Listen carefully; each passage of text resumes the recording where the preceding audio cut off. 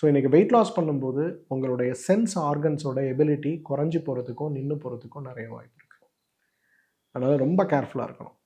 Anorexia நெர்வோசான்னு சொல்லக்கூடிய நோய்க்கு அர்த்தம் என்னென்னா, நீங்கள் உடம்போட எடையை குறைக்கணுங்கிற ஒரு தாட் ப்ராசஸ் அப்சசிவ் தாட் ப்ராசஸாக மாறும்போது, நீங்கள் 2 இட்லி சாப்பிட்றதுலேருந்து 1 இட்லியாக மாற்றி, 2 சப்பாத்தி சாப்பிட்றதுலேருந்து அரை சப்பாத்தியாக மாற்றி, சமைச்ச உணவை சாப்பிட மாட்டேன், சமைக்காத உணவை சாப்பிட்றேன்னு மாற்றி, விதவிதமான ப்ரோக்ராமில் நம்மளுடைய கவனத்தை செலுத்தி, அந்த தாட் அப்சசிவ் தாட்டாக மாறும்போது சாப்பாடை பார்த்தாலே ஒமட்டல் வர ஆரம்பித்து வாந்தி எடுக்க ஆரம்பிக்கக்கூடிய நோய்க்கு பேர் தான் அனோரெக்சியா நெர்வோசான்னு பேர்.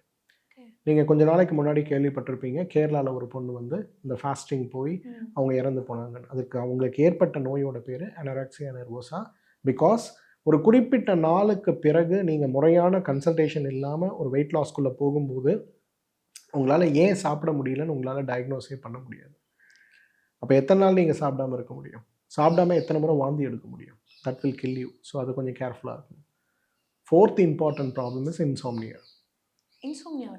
எஸ், நீங்கள் வயிற்றுக்கு சாப்பாடு போடல பரவாயில்ல, மூளைக்கு தேவையான எனர்ஜி கிடைக்கலன்னா என்ன ஆகும்? 2 நாள் 3 நாள் 5 நாள் 10 நாள் இட்ஸ் ஓகே. பட் கண்டினியூஸாக உங்களோட B12 குறையுது, உங்களோட D3 குறையுது, உங்களோட ஃபோலிக் ஆசிட் குறையுது, உங்களோட ஜிங்க் குறையுது, பிரெயின் ஃபங்க்ஷனுக்கு தேவையான சுகரையே நீங்கள் குறைச்சிட்டிங்கன்னு வச்சுங்களேன், அப்போ என்ன ஆகும்? தூக்கம் வராது. இன்சாம்னியா இஸ் அதர் ப்ராப்ளம். 100 கிலோ இருந்தால் நான் 60 கிலோ ஆகிட்டேன். குட். எவ்வளோ நேரம் தூங்குறீங்க? சார் இப்போல்லாம் என்னால் தூங்கவே முடியல, 2 மணி நேரம் தூங்குறேன், 1 மணி நேரம் தூங்குறேன், டிப்ரெஷனுக்கு போகிறேன், அப்சஷன் ஆகுறேன். இதெல்லாம் நிறைய பேர்கிட்ட நீங்கள் பார்க்கலாம்.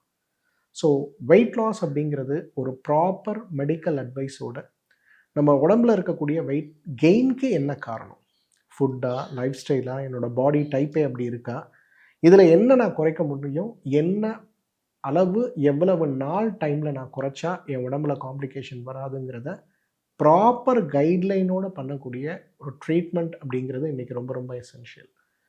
இன்றைக்கி நிறைய ஸ்லிம்மிங் சென்டர்ஸ்லாம் நம்ம பார்க்கணும்.